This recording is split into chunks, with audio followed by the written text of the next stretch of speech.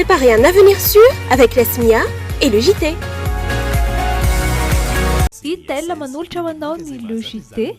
Itel série S16 selfie ia ho antsika rehetra tsara kokoa noho ny hafa. Sakafo mifandanja sy ara-pahasalamana ampiasao ny Elvia soja sy Elvia tournesol. Elvia manolotra ho anao ny logité. Bijouterie Panso mividy volamena, mivarotra sy manamboatra firavaka volafotsy sy volamena, sahaza ho an'ny Tiara, ny tsiron'ny voankazo manolotra anao ny logité. La saveur ultime des fruits. Caissine Mall dispose d'un bel environnement commercial et un parking temporaire sécurisé. Et propose divers articles de luxe et arrivages en tout genre à un prix promotionnel. Caissine Mall vous présente le JT. Ny savony nosy no savony tena fampiasan'ny dokotera sy ny mpampo velona satria ny savony nosy no tena savony. Savony nosy manolotra ho anao ny logité. Avec Softex, je me sens bien. Softex vous présente le JT. Softex, pour nous, est tellement nous. Choisissez Solera, d'origine espagnole, représentant exclusif Batimax. Batimax vous présente le JT. Nifndai, Muras Mafi, Nefa Matanzaka. Techno vous présente le JT. Techno, expect more. Le dentifrice en chaud manolotra anao ny logité. Dentifrice en chaud, nif salam, fiainana salam, amin'ny vidiny arivo ariary. Paperline, le choix de votre succès. Les dernières actualités avec le JT et la carte Visa Mvoul. La carte Visa Mvoul, une carte internationale, sans engagement, sans compte bancaire. Le monde entier accepte Mvoul.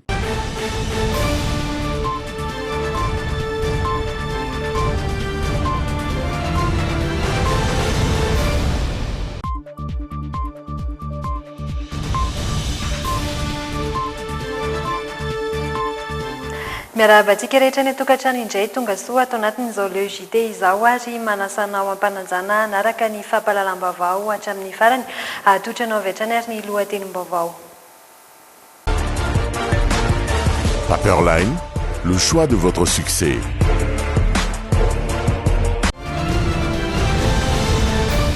Morongatra ny asa ratsy ny ireo jiola amin'ny fanafiana fiara amin'ny lalam-pirenena faha-efatra sy faha-enina iny araka ny fampitam-baovao voaray izay miseho amin'ny endrika maro samihafa izay trangam-panafiana anisan'ny mampitaraina ny mpampiasa tompona fiara sy ireo mpandeha izay. Ny 100% ny ireo mponina ny mandena amin'izao fotoana izao no efa mamaritra ny kalitaon'ny rano ratsy ary nanamafy fa tena tsy nisy fivoarana izany tao anatin'ny 10 taona na dia efa nisy aza ny fitarainana natao.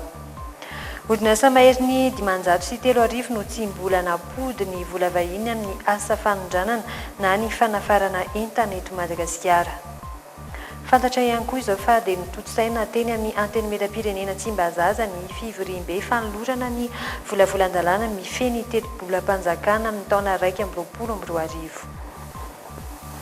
Tolotra miavaka etsakila no omeny Canal Plus manomboka androany ka hatramin'ny 17 ny volana novambra ho avy izao ho andreo izay manjifa dia omena fihenam-bidy enin'alina ariary ny évasion miampy ny décodeur. Anisan'ireo satrinom-baovao arahanao atao anatin'ny le JT ireo ary dia anasananao ampanajana ary anaraka izany hatramin'ny farany. Isaina no mahazava-baovao isan'andro. Premier Plus, miatsara hatrany ho an'ny fahombiazanao. Premier Plus, dans la vie, il y a les premiers et il y a les autres.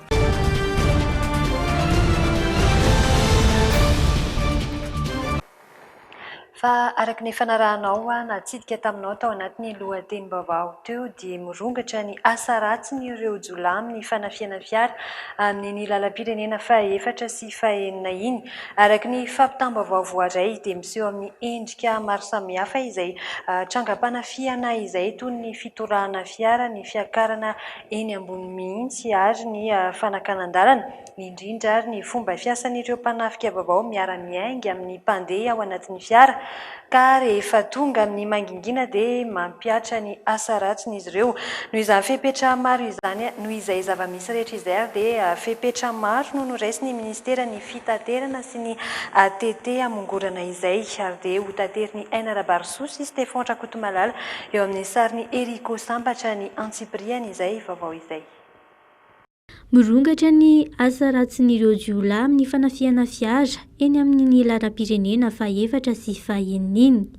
Miseho amin'ny endrika maro ity trangam-panafiana ity araka ny angom-baovao voaray. Ny tena mateti-piseho dia ny fitorana ny fiara amin'ny vato na zavatra hafa. Eo ihany koa ny fiakaran'ireo mpanafika eny ambonin'ny fiara mihitsy ary ny fanakanan-dalana nataon'izy ireo. Fa tato ato ihany koa izay dia misy paikady vaovao entin'ireo jiolahy manao ny asa ratsiny amin'ny fanafiana fiara ireo. Miaraka miainga tahaka ireo mpandeha ao anaty fiara izy ireo ka rehefa tonga ny amin'ny toerana mangingina dia manao ny asa ratsiny amin'izay. Mazana ihany koa ny fisehon'ny tranga dia amin'ny fotoana maharindrika ny mpandeha. Noho izany, nisy ny fivoriana izay notanterahana tao amin'ny faritry Betsiboka, niarahana tamin'ny ministeran'ny fitanterana sy ny ATT ary ireo mpitatitra. Nandinihana izay paikady vaovao entina mingorana ireo asan-jiolahy mpanakan-dalana ireo. Isan'ny nanatanteraka izany ihany koa ny tany amin'ny faritry Sofia sy ny any amin'ny faritry Boeny. Maromaro araka izany ireo fepetra ndraisina manoloana izany. Hoentina any ambanja indray ianao anatin'ity vaovao manaraka ity. Nahatrarana halatra gazoil mitotaly 20 litatra tao amina tokantrano 3 samihafa tany an-toerana ny alarobia lasa teo. Ny 80 litatra miampy bidon miisa 470 amin'izao tamin'ireo dia tsy nahitana na inona intsony. Mpiasan'ny jirama ny iray tamin'ireo tokantrano voarory tamin'ny halatra gazoil ireo raha araky ny fanazavana voaray. Ary dia mpiasa jirama iray hafa ihany koa no voarory voatonona ho presy kombakomba amin'izy ireo izay mbola karohana amin'izao fotoana izao. Tokantrano 3 tao Ambanja no nahatrarana halatra gazoil ny jirama izay mitotaly 20 litatra taorian'ny fisafona nataon'izy ireo ny alarobia lasa teo. Mpiasan'ny jirama ny iray tamin'izy ireo izay nahitana gazoil 80 litatra miampy bidon miisa 470 amin'izao efa tsy misy na inona intsony. Bidon miisa 20 efa tsy misy gazoil kosa no tratra tao amin'ny trano iray hafa raha mbola nahitana bidon feno gazoil iray sy bidon 7 hafa tsy misy na inona ny trano fahatelo farany. Avy hatrany dia nosamborina ireo olona roa nahitana io halatra gazoil io. Tafatsoaka kosa ilay lehilahy iray hafa nahatrarana gazoil 80 litatra voalaza fa mpiasan'ny jirama. Taorian'ny fanadihadiana natao azy ireo no nanona ny mpiasan'ny jirama iray izay voalaza fa niray tsy kombakomba tamin'izao halatra gazoil 20 litatra tao Ambanja izao. Eo ampikarohana azy io ny mpitandro ny filaminana. Tsy voasambany kosa no nisy halatra gazoil tahaka izao teto Madagasikara. Ny volana Aogositra lasa teo Ratsahivy no tao Ambovombe, olona miisa 5 no fantatra fa nitoboka amponja no ny halatra gazoil. Fa zazavavy 13 taona indray no niaran'ny farararotana Aranofo tany Moramanga tamin'ity herinandro ity. Lehilahy 17 taona no tompon'antoka tamin'izany. Teo ampanaovana ny asa ratsiny izy no tratra ity lehilahy ity ary nitoro ny fianakavian'ilay niarany herisetra. Fantatra ary fa tsy tia zaza 13 taona ity ihany no lasibatra tamin'izany fa efa nisy ankizy 5 hafa ihany koa ary mangataka ny anasaziana azy ireo ny fianakaviana. Tateriny Fenoaja Ariana sy Rivinirina Tekaleony Antsipriana izay vaovao izay. Tratehaka teo ampanaovana ny asa ratsiny ity lehilahy 17 taona ity tao Ambohibary ao amin'ny distrikany Moramanga. Zazavavy 13 taona no nanaparany ny filan'ny nofony, nosambonina avy hatrany ilay rangahy ary nametraka fitoriana ireo fianakaviana. Tsy voalohany ity herisetra nofony tranga ity fa ankizy 5 hafa ihany koa no efa lasibany. Kambana mirahavavy 10 taona, ny zandrin'ireo kambana ireo 9 taona, ankizy vavy roa hafa 7 taona sy 12 taona. Mipetraka ny fanontaniana ho an'ireo mpanara-baovao mahakasika ny fahanginan'ireo fianakaviana tamin'ireo tranga fanolana mianjady amin'ny zaza tsy ampy taona sy ny zanak'izy ireo. Ny sesesy ny fanehoan-kevitra atao anatin'ny tambazotra sosialy Facebook mahakasika ity raharaha niseho tamin'ny Moramanga ity. Ao ireo mangataka ny ampiarana sazy mafy amin'ity lehilahy ity. Efa misy ny sampana vaovao misana ny ady atao amin'ny herisetra mifototra amin'ny mahalana amin'ny mahavavy eo anivon'ny fitsarana.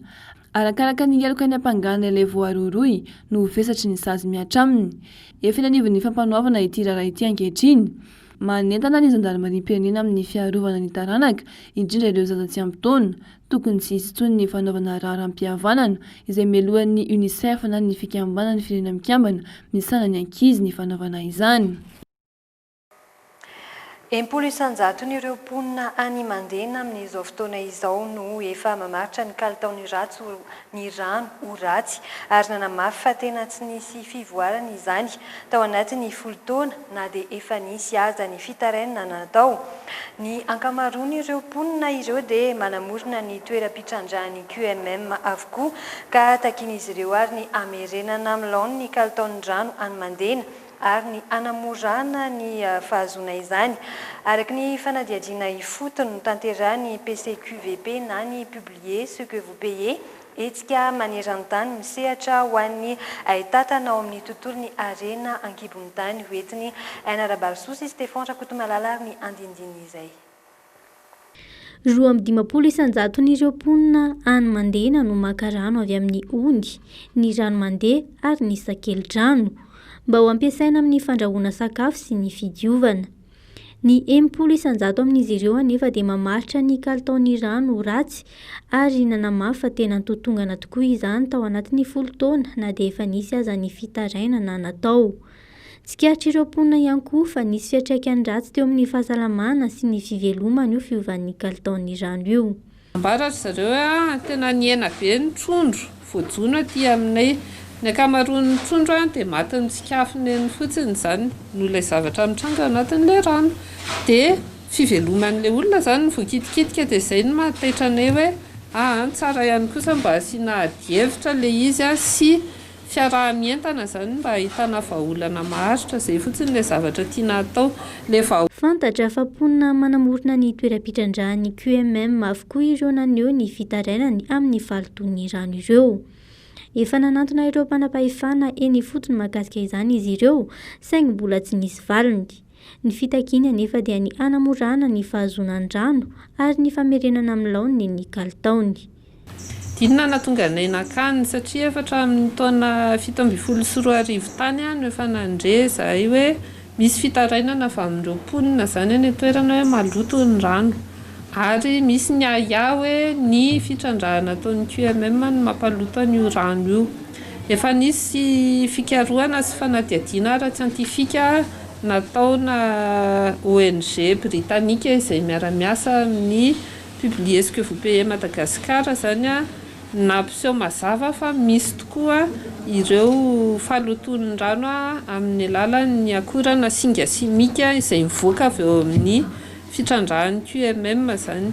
Fa ny QMM moa efa natonina foana hatramin'izany hoe 17 izany ary efa nalefa tamin'ny zareo daholo ireo fitrandrahana ireo voka-pikarohana siantifika nyresahana teo izany. Dia izy koa manana ny fikarohana ataony izay izy indray dia manam-pirova tsy mampaninona mihitsy tsy makarary olona tsy maninona mihitsy ireo tahana akora simika hita ao anaty rano ireo. Dia eo izany tsika izao tapa-kevitra izay tamin'ity taon'ity hoe alao mba homena fitenenana ireo olona any toerana ny fotony izay mampiasa an'ilay rano satria ohatrany hoe siosio izany ilay izy ny farany hoe tena maloto tokoa ilay izy satria inona mivokany eo amin'ilay olona mampiasa azy. Dia izay natonga anay nikarakara n'ilay fanadiadiana tany toerana tamin'ny farany volana septambra izany. Maro amin'ireo mponina any Mandena ihany koa no mangataka fanonerana manoloana ireo olana mianjady tamin'izy ireo sy ho fanamaivana ny voka-dratsy ny falotoan'ny rano. Araka ny nambaran'ny PCQVP publier ce que vous payez etsika maneran-tany misehatra ho an'ny haitantana ao amin'ny tontolon'ny arena ankibon'ny tany izay tonga nanadiady ny zava-misy marina tany an-toerana. Nidina ny vidin'ny lavanilina tao anatin'ny 3 andro velotaraina ireo mpamokatra avy any amin'ny faritra Izava ao amin'ny distrikany Sambava. Mbola roetsy ariary ny kilaon'ny lavanilina tamin'ny talata lasa teo. Nidina ora etsy ariary izany ny alakamisy. Ity no fidinana ambany-drindra tao anatin'ny 15 andro araka ny fanambaran'ny solombam-bahoaka voafity tany an-toerana. Fampanantenana nataon'ny filoha ankehitriny tamin'ny fampelezan-kevitra nefa ny hijerena manokana ireo mpandrarà ny lavanilina ao amin'ny faritra Izava araka ny tatitra nataon'izy ireo. Raha fampiakarana ny vidiny ny teny nomena tamin'izay, ny mifanohatra amin'izay kosa nefa no miseho amin'izao ankehitriny izao ary dia hoentiny feno aja arianina sy revinirina tekaleony andindin'izay. Iray etsy ariary amin'izao fotoana no vidiny 1 kilao amin'ny lavanila ao amin'ny distrika Nisambava. Mbola 2 etsy ariary ny vidin'izany ny talata teo, araka ny tatra nataon'ireo solombavambahoaka voafitany amin'ny distrika iny tamin'ireo mpanao gazety. Mampita ny fitaranan'ireo mponina amin'ny fitondram-panjakana izy ireo. Sy amin'ny 700 mponina ao amin'ny fatra Savady asaika ampisehatra eo amin'ny famokana lavanila avokoa. Ao ireo mpamboly sy mpandraharaha misana ny varotra. Olana goavana ity fidinan'ny vidiny lavanila ity ho azy ireo. Mafy loatra io fidinana io. Izay fidinana mbola tsy hita tagnatin'ny 5 taona tato. Tsy maintsy manetry ny sain'ny tompon'andraikitra zay mamoloana zany rehetrarehetra izany. Noho ny veto antony veto fiaignanay sady fiarianay io esaka lavani io.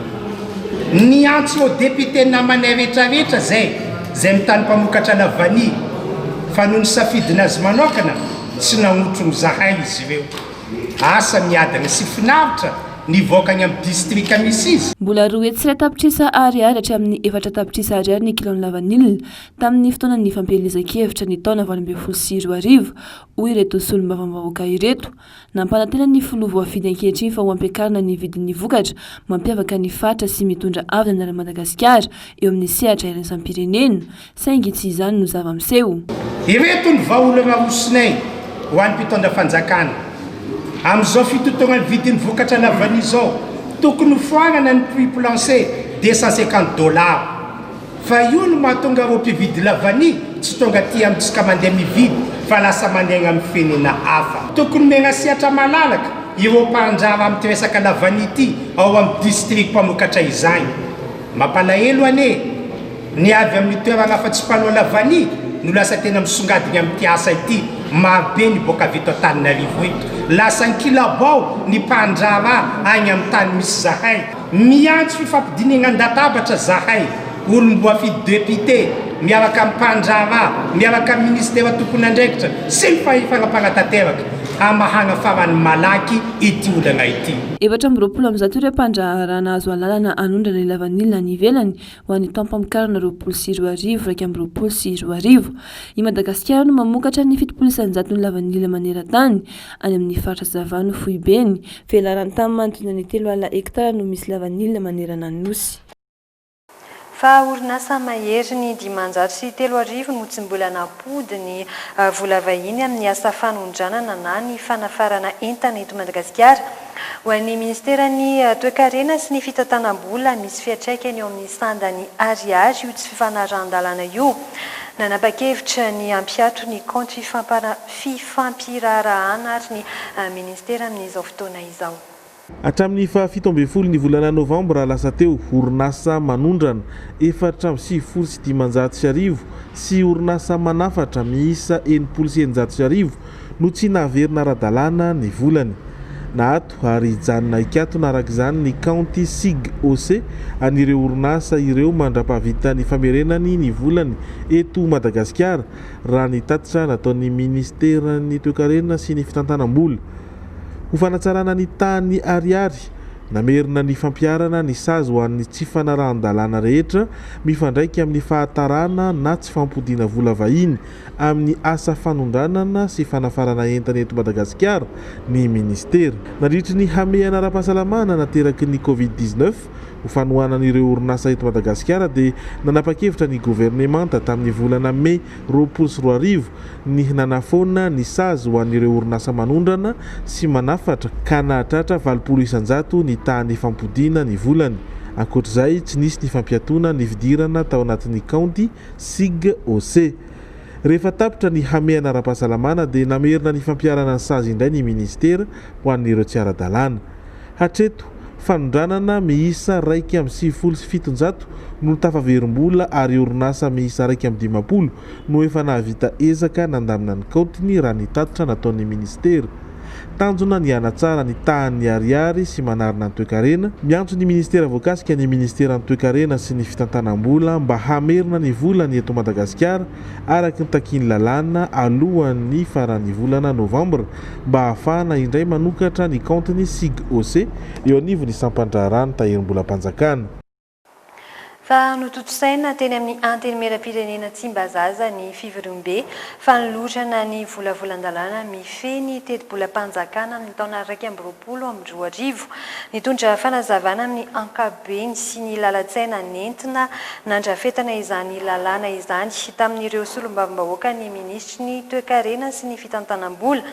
Eny amin'ny antenimieran-dolona kosa no mbola miandry ny fahatsapatena ny governemanta namadika ny teti-bola ho amin'ny fandanika farde waratsika ny antsipriany izay vaovao izay. Namelabelatra ireo teboka lehibe amaritana ny teti-bolam-panjakana 2024 ny ministra Richard Andriamandrato androany.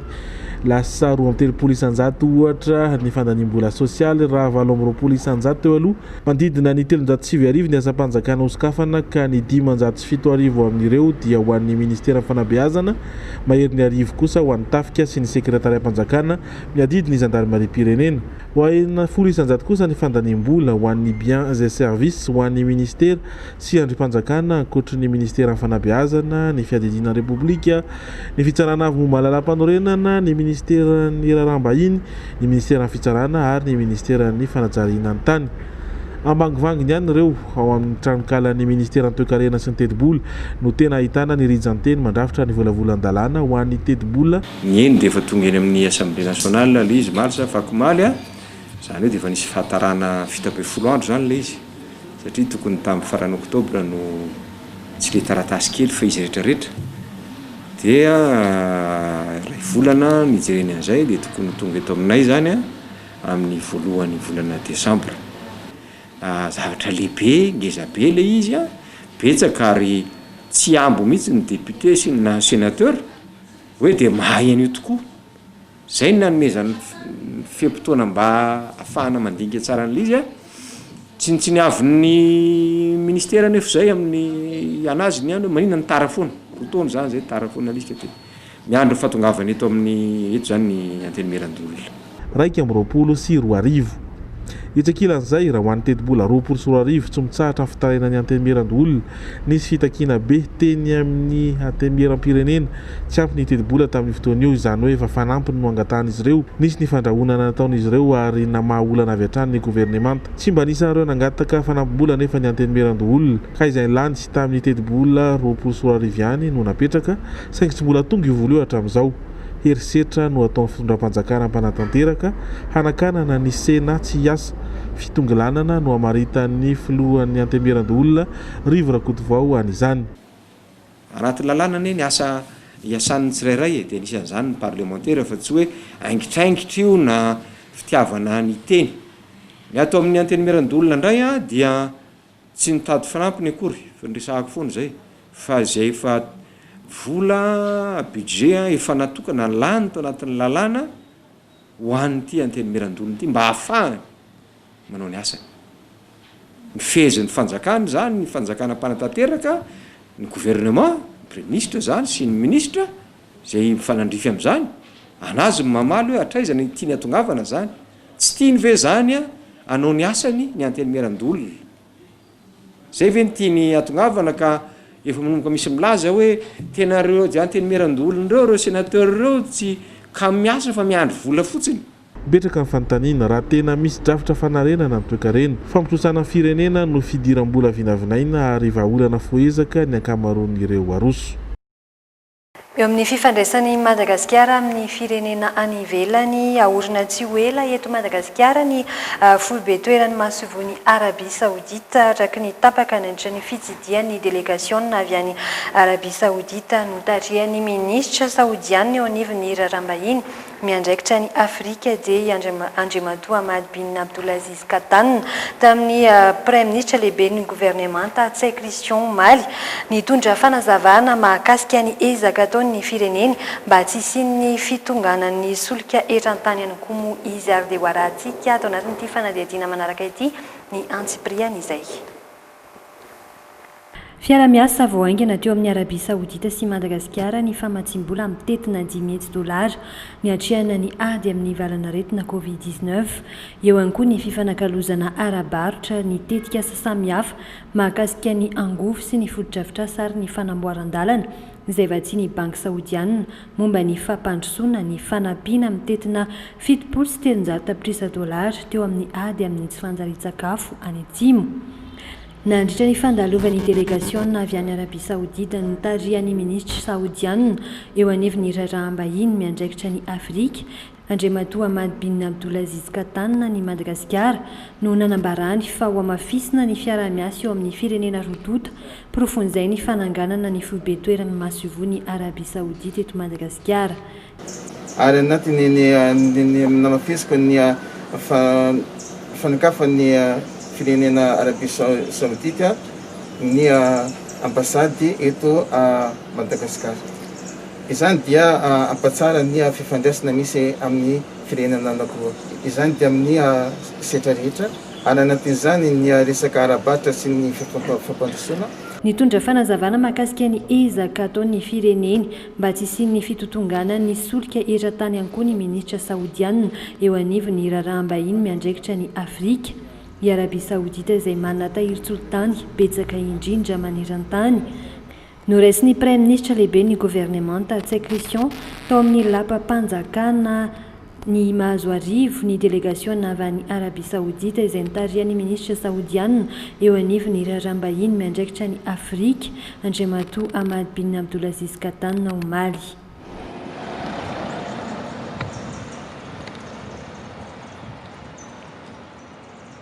Eo amin'ny maresaka iraisam-pirenena kosa indray dia fantatra hoe ihany koa izao fa dia mihazakazaka ny famoahana ny vaksiny adina amin'ny Covid-19 ny ivelany any. Tombanina ivoaka mialohan'ny krismasy ny vaksiny izay vokarin'ny laboratoire roa samihafa dia ny Pfizer sy ny BioNTech izany. Efa miroso amin'ny dingana farany amin'ny fanandramana izy ireo ka dia États-Unis sy Eropa no voalaza fa hisitraka izay vokatra izay voalohany.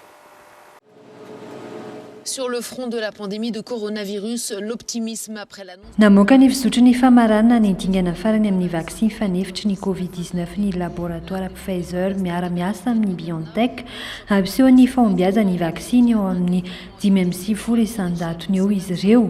Eo ihany koa ny laboratoire américaine Moderna samy laza izy ireo fa amoaka amin'ny volana desambra ho avy izao farafatarany vaksiny fanefitry ny Covid-19 mialohan'ny krismasy. I États-Unis sy Eropa no hisitraka voalohany an'izany. Recensé dans le monde depuis le début de la pandémie. Ho tanterahana amin'ny volana desambra iny ny fanapariana ny vaksiny raha toa ka mahazo alalana ny laboratoire Pfizer sy BioNTech anaparitaka izany. Miasa mafy izahay amin'izao fotoana izao ahazona ny vokatra tsara. De décembre, mais il faut que nous travaillions main dans la main très étroitement et de manière intensive.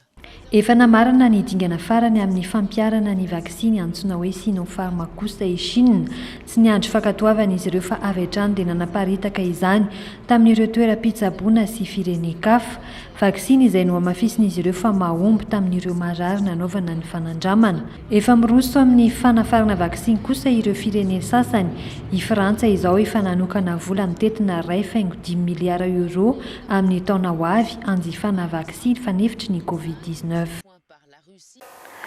Fa tolotra miavaka nomeny Canal Plus manomboka androany ho an'ireo manjifa ka hatramin'ny 17 volana novambra ho avy izao. Maimaimpoana ny fametrahana ny fitaovana nisy ihany koa ny fihenam-bidy $9 ho an'ny évasion ary tafiditra ao anatin'izay ihany koa ary ny décodeur ho arahantsika ny antsipriana izay ato anatin'ity fanadihadiana dokavarotra manaraka ity.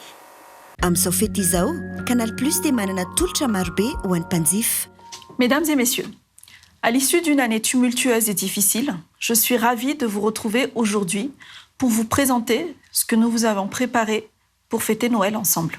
Comme il s'agit de Noël, les chaînes Canal+ privilégient les programmations famille et jeunesse. Après un énorme succès mondial au cinéma à Noël l'année dernière, La Reine des Neiges 2 arrive sur la chaîne Canal+ pour pouvoir faire vibrer petits et grands à la maison. Hulk et l'incroyable Hulk seront également à l'honneur sur nos écrans. Les enfants pourront également finir l'année 2020 en regardant Sonic et Madagascar 3 sur Canal+ Family. Pour les amoureux de blockbusters américains, Manhattan Lockdown sera disponible. Sur le sport, le programme sera assez chargé. Les amateurs du rugby Top 14 pourront profiter du Boxing Day le 27 décembre avec le match Toulon-Clermont-Ferrand. Il y aura également le dernier Grand Prix de la saison de Formule 1 à Abu Dhabi le 13 décembre. Côté foot, après cette année marquée par quelques mois d'absence de compétition sportive, de grandes affiches garderont nos abonnés en haleine pour la fête de fin d'année.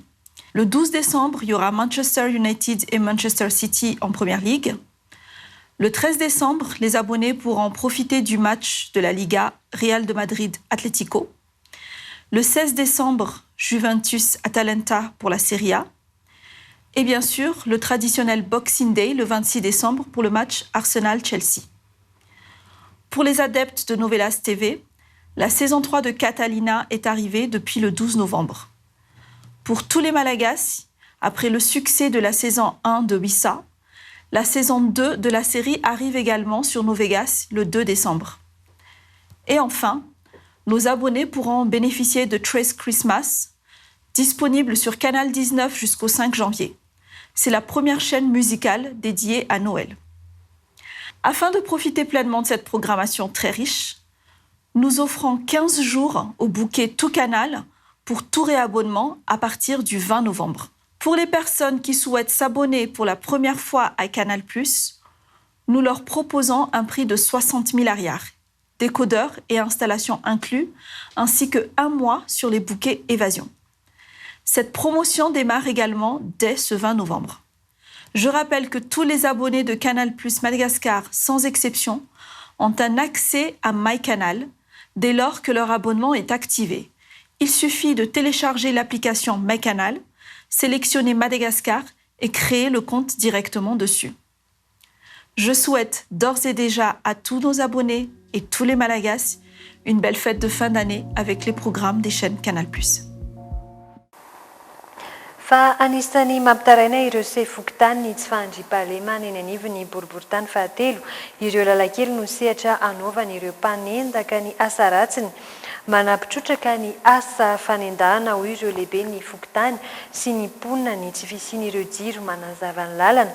Anjaran'ny fitondrana ny mametraka ny takamoa amin'ny andrin-jiro, miandry fitarainana ny fitondrana vao mihetsika mametaka izany. Jiro mandeha amin'ny herin'ny masoandro misa 200 mahery ary no apetaka eny anivon'ny boriboritany fahatelo manomboka amin'ny herinandro iny hoentiny feno ajarianina sy rivonerina teka leo amintsika ary ny andindin'izay.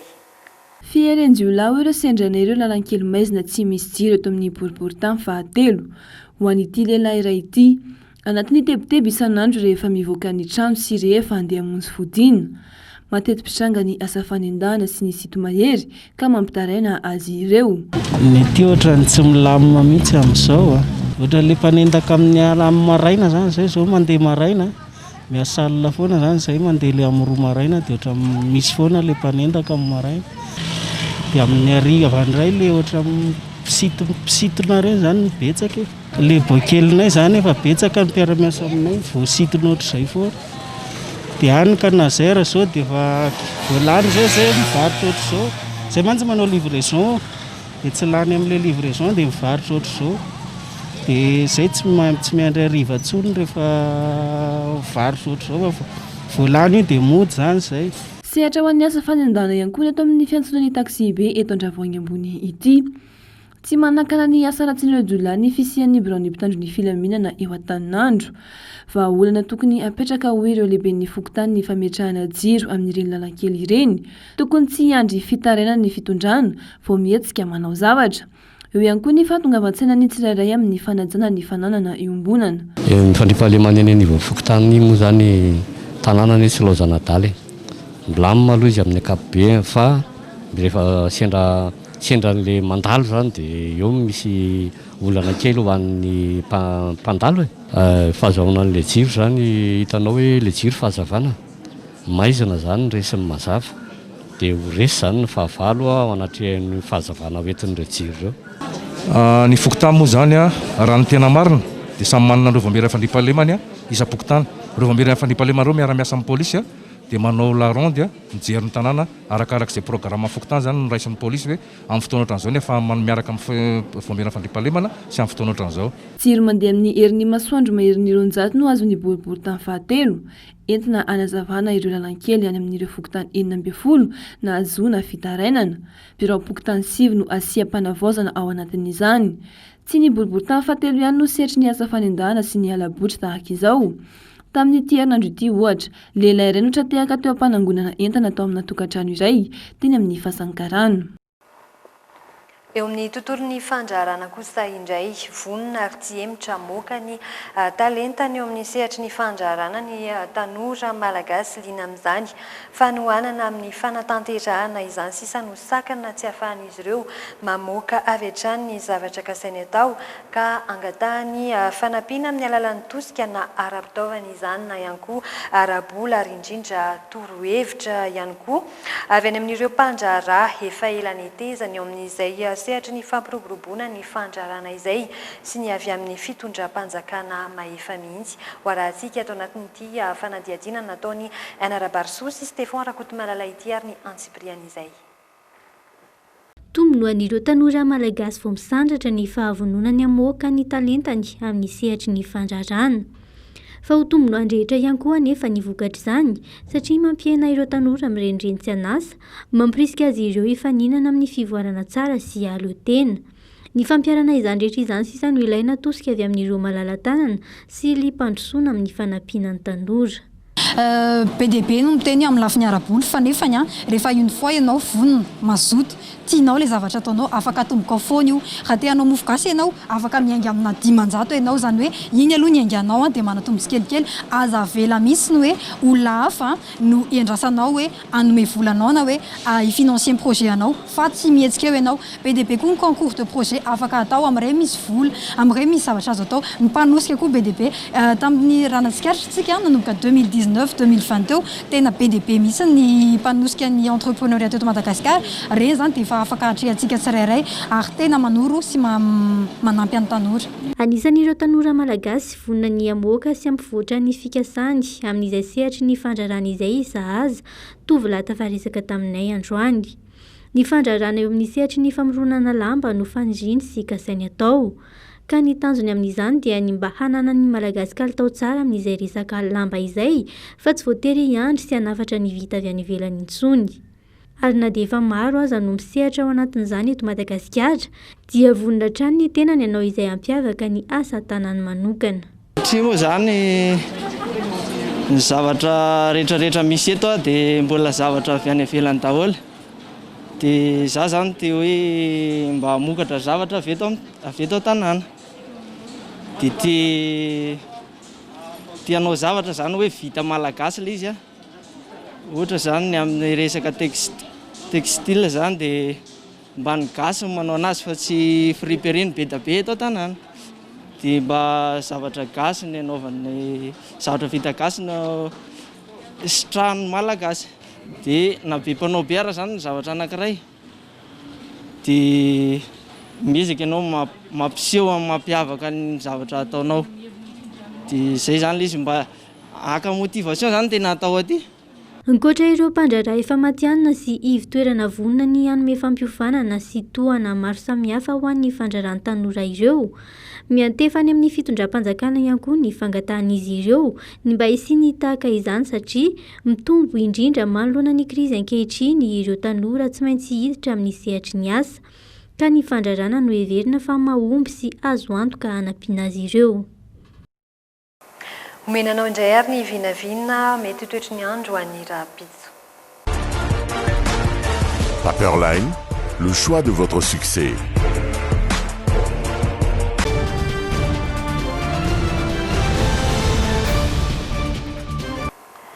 Ao amin'ny faritry Diana sy Sava, 13 degré Celsius ny maripana farany ambany ao Diana, raha toa ka 12 degré Celsius izany ao Sava. tafakatra hatrany amin'ny 3 degré celsius ny maripana farany ambony hitantsika izany any amin'ny faritry Diana dia afana ihany koa ny andro any amin'ny faritry Sava satria dia ho tonga hatrany amin'ny 7 degré celsius ny maripana farany ambony. Ivadika kely ao amin'ny faritry Boeny, Sofia, Melaka ary Betsiboka isika 13 degré celsius ny maripana farany ambany hitantsika izany amin'ny faritry Boeny sy Melaka. 14 degré celsius ny maripana farany ambany ao Sofia raha toka 12 degré celsius ao Betsiboka. Afana ny andro any amin'ireo faritra efatra ireo satria dia tafiakatra hatrany amin'ny 5 degré celsius ny maripana farany ambony ao faritry Boeny, 4 any Sofia ary 13 faritry Melaka, 12 degré celsius ihany koa amin'ny faritry Betsiboka.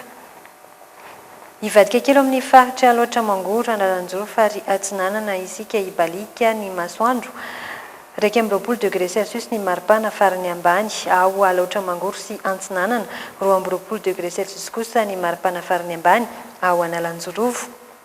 Tafiakatra hatrany amin'ny 17 degré celsius ny maripana farany ambony ao Analanjorovo raha toka 17 degré celsius izany ao Alaotra Mangoro, 30 degré celsius kosa ao amin'ny faritry Antsinanana. Ao amin'ny faritry Bongolava, Itasy, Analamanga, Vakinakaratra kosa indray dia afana ny andro Ibalika ihany koa ny masoandro 12 degré celsius ny maripana farany ambany ao amin'ny faritry Bongolava. Ao amin'ny faritry Analamanga 15 degré celsius ny maripana farany ambany itoviny miaraka amin'ny faritry Vakinakaratra izay samy 15 degré celsius avokoa, 14 degré celsius kosa ny ao amin'ny faritry Itasy. Tafiakatra hatrany amin'ny 30 degré celsius ny maripana farany ambony ao Bongolava ary 17 degré celsius izany any Itasy, 17 degré celsius tahak'izay ihany koa ny eto Analamanga sy ny any faritry Vakinakaratra ilatsaka kely satria dia 40 degré celsius ny maripana farany ambony. Ao amin'ny faritry Amorimani 14 degré celsius ny maripana farany ambany raha toka tafiakatra hatrany amin'ny 30 degré celsius ny maripana farany ambony. Ao Matsiatra ambony 15 degré celsius ny maripana farany ambany raha toka tafiakatra hatrany amin'ny 14 degré celsius ny maripana farany ambony. Ao amin'ny faritry Orombe 20 degré celsius ny maripana farany ambany ary tafiakatra hatrany amin'ny 13 degré celsius ny maripana farany ambony. Amin'ny faritry Ivadova-Fitovonany 20 degré celsius ny maripana farany ambany tafiakatra hatrany amin'ny 20 degré celsius kosa ny maripana farany ambony. Ao amin'ny faritra Atsimo Atsinanana 20 degré celsius ny maripana farany ambany afana ihany koa ny andro satria dia tafiakatra hatrany amin'ny 14 degré celsius ny maripana farany ambony.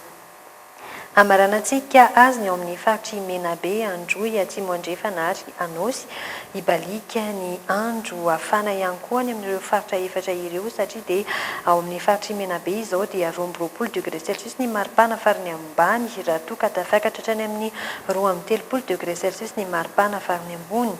Ao Atsimo Andrefana 17 degré celsius ny maripana farany ambany raha toka tafiakatra hatrany amin'ny 13 degré celsius ny maripana farany ambony. Ao Androy 12 degré celsius ny maripana farany ambany raha toka 30 degré celsius ny maripana farany ambony. Any Anosy 12 degré celsius ny maripana farany ambany ary dia tafiakatra hatrany amin'ny 17 degré celsius ny maripana farany ambony.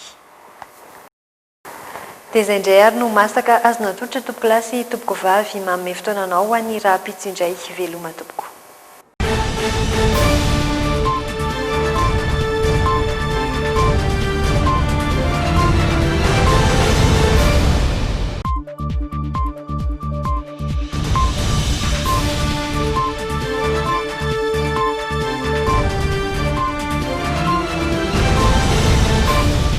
Les dernières actualités avec le JT et la carte Visa Mvoul. La carte Visa Mvoul, une carte internationale, sans engagement, sans compte bancaire. Le monde entier accepte Mvoul.